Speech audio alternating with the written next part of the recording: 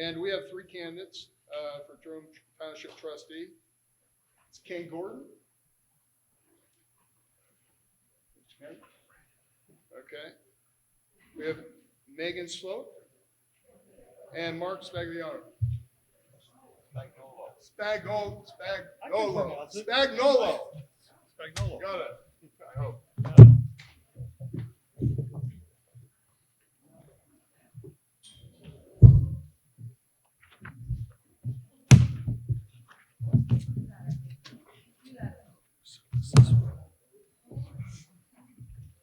All right, ladies and gentlemen, it'll be the same rules. You'll each have 4 minutes to introduce yourself and any statement you want to make as relates to the office. And then we will have a question and answer series. We'll be doing this, again, we'll start in alphabetical order. And the first person will be Ken Gordon. You have 4 minutes. Thanks, Andy. Thanks for saving the best till last.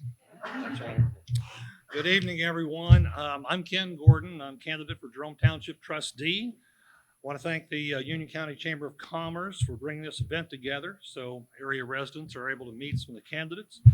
Also would like to thank Union Rural Electric for providing the facilities tonight. Many people have asked me why I'm running for Jerome Trustee, and it's because that, again, many people have asked me to run. So, and Jerome Township is a community that I love and enjoy, but it is a community under pressure. We get pressure from the communities around us that are seeking to annex our township. I do not want to see Jerome annexed into any surrounding city or village. If we do that, we stand to lose what we love about our township. There's another reason I'm running for trustee. It's because I have the knowledge, skills, and abilities needed to manage a township. I've managed people, payrolls, benefits, audits, employee insurance, as well as served on the Township Zoning Commission. I've also worked successfully with government and elected officials, both here locally and in Washington, D.C. I grew up on a farm. I learned early in life, if you want anything, you've got to work for it. And I worked my way through college. It took me 5 years to get a 4-year degree. I worked 2 summer jobs, and then I held jobs while I was going to school. After graduation, I met my wife of 30 years. Together, we have 2 wonderful daughters who are very great, caring adults. As I said earlier, I have the knowledge, skills, and abilities, but I also have the passion and compassion to lead effectively, and lead effectively for Jerome Township. People have mentioned to me as I visit with them during the campaign that they don't like all of the development we've experienced over the years. And yes, there is an impact to all the decisions that township leaders make. But that impact should not be a surprise to our residents. They should know and be informed about what's happening in our township. They also should recognize that trustees and zoning officials are bound by the Ohio Revised Code and our own township regulations, so that when those regulations, requirements, when those have been met, that we as trustees or as I'm on the zoning commission, commissioners, are bound to the law.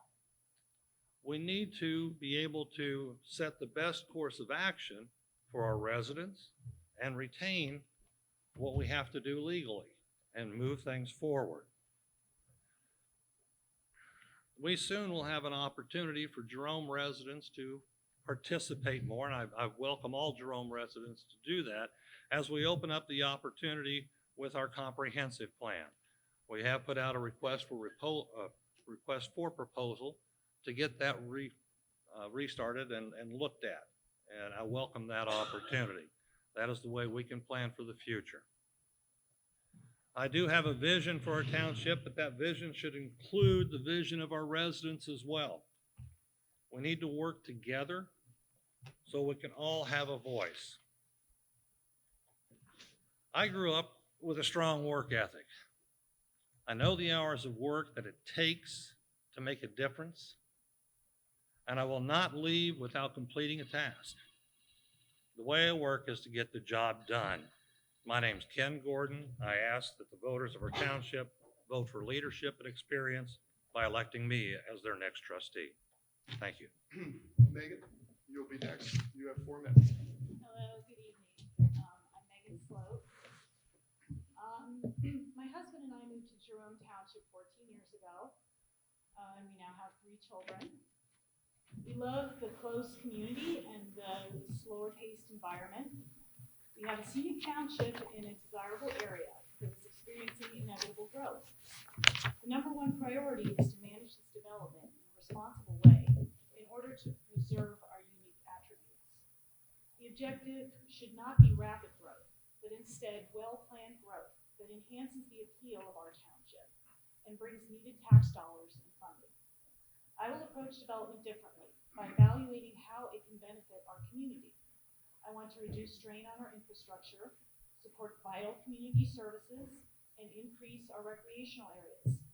I will listen to the input of residents and business owners and work to preserve their vision for our township. I will ask developers relevant questions to ensure that important issues are addressed. These include supporting our fire EMS services, maintaining safe roadways, preserving the natural features of our township, and managing growth in the school districts. Development should comply with our zoning resolution and comprehensive plan. To accomplish this well-rounded approach to growth, it is vital to gather information and maintain communication. I will work to coordinate input from school districts, the fire division, the Union County Engineer's Office, and residents to make new development work for everyone. My objective is to help build a thriving community that benefits residents and businesses alike. Quality development builds a better community. So why did I decide to run for trustee? Well, I've kind of been in the public eye for a little bit. I've been actively involved in trying to inform residents through social media and other outlets about what is going on in our community, what developments are coming up, try to provide them with information. And I had quite a few of them approach me and ask me to run for office. They thought we needed some new approach and new perspective on the Board of Trustees. And so I was happy to run for the position. I think the best way for me, another good way for me to answer that, is actually an art project that my youngest daughter brought home from school recently. It was a cute construction paper rendition of the Lorax, and underneath was the quote, "Unless someone like you cares a whole awful lot, nothing is going to get better." It's not, and I care. I'm in the unique position of bringing a fresh perspective to Jerome Township's issues and decisions. For several years, I've taken the initiative to obtain and evaluate applications and other public records and regularly attend meetings, addressing the boards with comments and questions that needed further attention. I put a great deal of hard work into this as a resident because I believe that we can have a more balanced approach to development. And as a trustee, I can implement my ideas. I've learned a great deal from my efforts, and the good thing about any job is that you continue to grow with experience. I'm not afraid to listen to many different viewpoints and to ask the hard questions. That is what we need to move forward. Thank you. And Mark, you have 4 minutes. All right, thank you. Good evening. My name is Mark Spagnolo, and I'm running for Jerome Township trustee. I'm originally from Northeast Ohio. I grew up in a small city on the west side of Akron. My father was the city engineer in our city when I was growing up, so that's probably where I first was exposed to community involvement, and I think it's been in my blood ever since. After graduating from high school as a 3-year honor student, I came down to Columbus to attend the Ohio State University. I graduated in the top 10 of my class with a degree in architecture. After graduating, I decided to stay in Columbus. It was challenging finding a job in a town where I didn't know anyone. So my approach was to open up the yellow pages. I went to the architect section and I started at the beginning, and I called every architect in Columbus until I got to one who was looking to hire somebody. I got to Smith Associates, so I was running out of letters in the alphabet, so I was glad that somebody needed a young intern at that time. It was a great place to work. Smith Associates was in Dublin, and our main focus when I worked there was on planning and design. Our major clients were companies like Ashland Chemical, Ashland Oil, and school systems such as Dublin City Schools, Pickerington Schools, Mansfield Schools.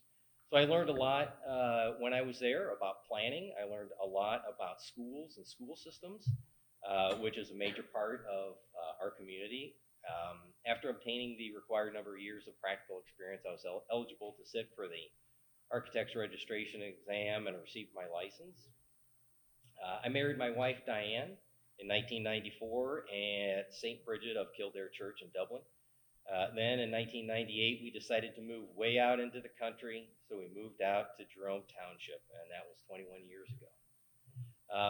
From what I recall, back then it was nothing but cornfields and bean fields and a bunch of 5-acre lots with houses on them back then. Not long after we moved in, we were standing in our front yard, and I tell people this when I talk to them as I'm knocking on doors and campaigning. I tell them, I said to Diane, I said, well, so what do you think we have, about 20, 25 years? And what I meant was, I'm looking at the cornfield, how long is it going to be before the development comes out to our doorstep? 21 years, it's across the street and down one lot, so I wasn't too far off in my guess. The next year, in 1999, I completed my MBA from Franklin University. I finished first in my class, and that was a great experience. While my classmates and I all struggled at first, by the time we finished the program, most of us had a much better understanding of how to work with other people, how to respect their views and differences, and how to be a productive, functioning member of a team. My capstone project was a business plan for our future family business that we opened around 2002 through the granting of a conditional use permit from the township. This is where I began learning the process of township zoning, and shortly thereafter, the township asked me to join the Board of Zoning Appeals, then the Planning and Zoning Commission, and eventually the zoning officer. So you may ask yourself, why does he want to run for trustee? Well, it's like I said earlier. I think it's something that I've always wanted to do growing up in that kind of an environment with my father. So this wasn't a last-minute decision for me. It wasn't something that somebody had to ask me to do or talk me into doing.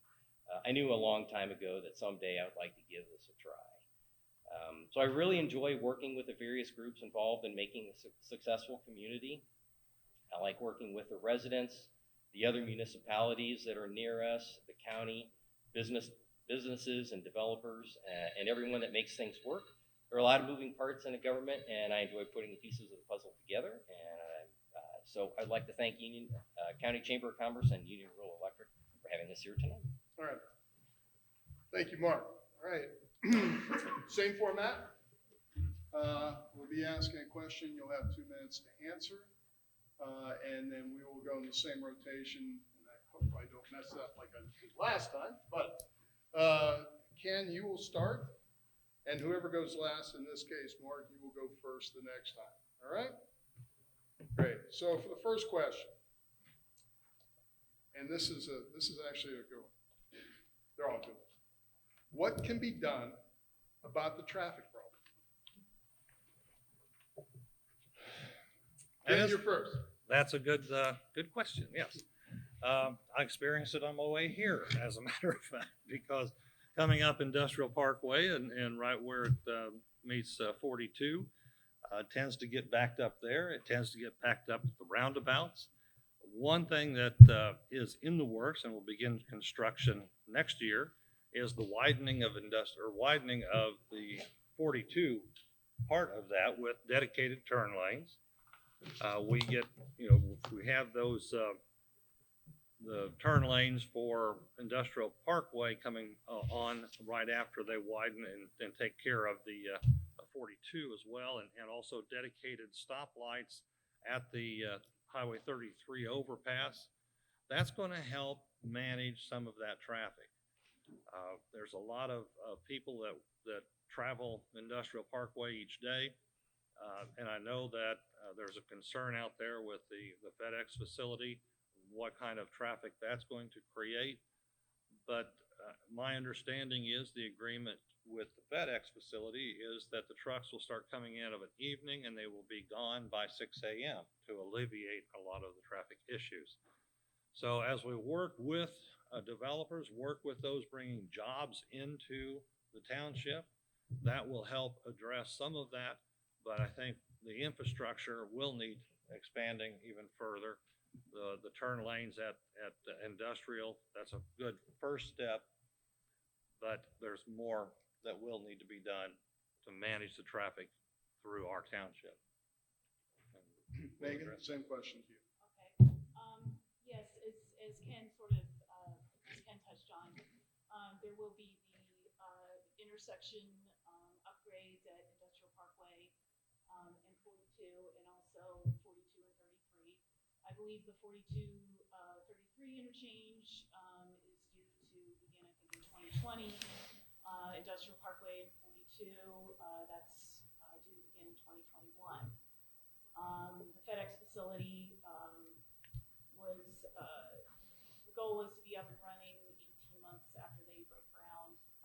So I don't believe that these upgrades will be completed before FedEx is up and running. This will create a problem for that time frame.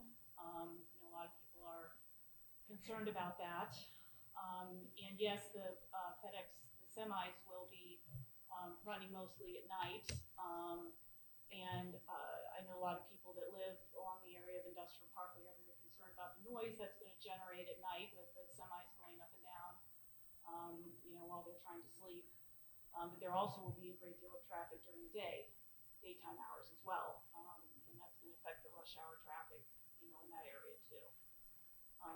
And I think, going forward with the newer developments, I think we need to be very diligent about communicating with the Union County Engineer's Office with these new developments. We need to have a traffic study that's reviewed by the Union County Engineer's Office and approved before we vote to approve these developments. I think that would be a step in the right direction, just making sure that we have all that in place before we move ahead, because we do need to be careful. We're piling on a lot of new developments here in the last 2 years, and I think we need to keep a really close eye on how that's all gonna hit us and how it's all gonna accumulate. Mark, same question to you. Okay. Well, the question was just general about traffic, and we do have increasing traffic throughout the township, and it's not just at 42 and Industrial Parkway and 33. So those are issues that I have had discussions with the county engineer's office on a semi-regular basis. I notice it on my county road where we're getting ready to build several hundred more new homes that will come out onto our road, which is currently constructed of macadam or chip and seal, poor man's pavement, whatever you want to call it. There's sharp drop-offs on the edges. It's carrying a lot of heavy equipment. The road is deteriorating at a rapid pace. There's been some cross sections cut through it for utilities. So this is something that is got to be addressed throughout the township. But the main focus tends to be at the 33 interchange and at the Industrial Parkway and 42 interchange. And in my conversation with ODOT today, I asked them what our current funding status is for those two road improvement projects. The interchange projects at $1.6 million is currently 100% funded, and that will move forward as planned. The intersection project, that is at the intersection of 42 and Industrial Parkway, which is $6.175 million, has a $630,000 funding shortfall. Of that $630,000 shortfall, $400,000 of that was going to be donated or contributed through development and developers in the township. One of those developers has currently got an issue on the ballot that is under referendum, and if that passes or gets denied, their development doesn't go through, now we're going to have another $100,000 we need to find. So FedEx has contributed $1.75 million towards it, and the developers at $250,000. We're $2 million in the red. All right. Next question, Mark, since you went last, you will go first. And then Megan, you will be second, and Ken, you will be third.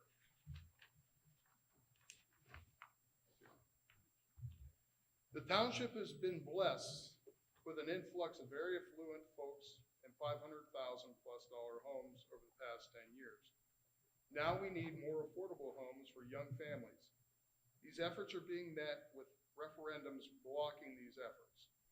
How will you resolve this issue? So we do need, I did participate in the Union County Housing Task Force for a while, and it is evident that we do need a diversity of product in the township. We have a pretty healthy business district along Industrial Parkway for the township that employs quite a few people. There's over 300 businesses down there. But unfortunately, the majority of the people that work there can't afford to live in the township anymore because we don't have value-priced homes where they can afford to move into. Part of the problem that we've got, from my perspective, is there is a strong lack of communication to the residents in the township to fully understand what is happening. They're left to make assumptions on their own. They have to do their own research. There isn't good communication with the folks in the township to understand what's really going on. One of my goals would be to create a forum whereby which we could talk with people in the township. They would have people that they could communicate with. They could get a better understanding of what's happening and what the actions that they are undertaking, how they are affecting the township. So it costs the township a lot of money that we could be spending in other ways to go through all these court processes with all the referendums. I would much rather see us spend that money on repaving roads in the township or other mechanisms and produce other things that we need in the township. But we do need some diversity of product. And I think that is a definite need in the township. We need to look at some mixed use opportunities that would provide some of that as well. And we also need to develop in different parts of the township that are more than just Dublin City schools and possibly Jonathan Alder schools. We do have Fairbanks School District, and I think that'd be an opportunity that we need to take advantage of. Megan, same question. Yes, I think that a lot of the problems, or a lot of the issues as far as referendums, I mean, I've been, in my campaign, I've been out and about and talking to a lot of the residents door to door. And I've also, before I started my campaign, been in a lot of communication with the residents. There's a big frustration. There's a big disconnect. Residents are just feel like they attend meetings. I can't tell you how many residents have said to me, I used to go to these meetings all the time, and I quit going because I just felt that what I said and what I was saying and what I was hearing and the feedback I was getting was just frustrating. And so I just stopped going. I think that that's a real problem in our township. I mean, yes, there are the businesses and they're incredibly important, driving our funds and our tax dollars. But residents are the other half of our township. I mean, we live there, we raise our families there, and we need to be able to, they want to be able to come to these meetings and hear the issues and understand the issues and have their questions answered without feeling intimidated or talked down to or that they're not listened to. So I think with part of the problem that's driving these referendums is just that disconnect, in our township. And I really think that with this growth that we're facing, that's something that really needs to be addressed. And I, personally, I have to say, if residents say, we want a voice, then this is they feel like talking to them, they say this is our only way to have a voice, and that's how they feel. Voting is their only voice in development. Ken, same question. Okay. Well, when there's, well, the issue of affordable housing, that can be worked with developers. I mean, if you look at some of the some call it cluster homes, smaller, but yet built in such a way that you're able to put families there. Also expand on the opportunity with apartments, rentals. That has been seems to have been a dirty word in our township. And I think it just really has to be looked at as to what type or what level of apartments you have there. The affordable housing, if you do the single family homes, the big developments, we asked a developer, well, what can you bring some affordable housing? Oh yes, these are affordable. They start at $350,000. Those are your starter homes. We need to have a little bit more flexibility than that. And I think we can push for it. I was talking with a gentleman that manages developments in another part of Ohio. And he was telling me, and I need to have a more in-depth conversation with this gentleman. He says, it's really not land prices, because you can work this out on how you manage the payments and how you manage mortgages so that it makes it affordable for a family to come in to a fairly nice home. So I want to find more about that to help our township, because it seems to be butting up against the developers who say, oh no, we can't build anything cheaper than $350,000. Well, that's not really the case. So let's look into that so we can make it affordable for the people who want to live in our township. All right, the next question maybe you will be first. Do you think there's a need for more cooperation between Jerome Township and Union County? There's always a need for cooperation. I think when there's communities that are close together and connected. I mean, we share our infrastructure, and the development that's going to come with the smart mobility corridor. That's all interconnected. I mean, of course, you absolutely need to communicate, and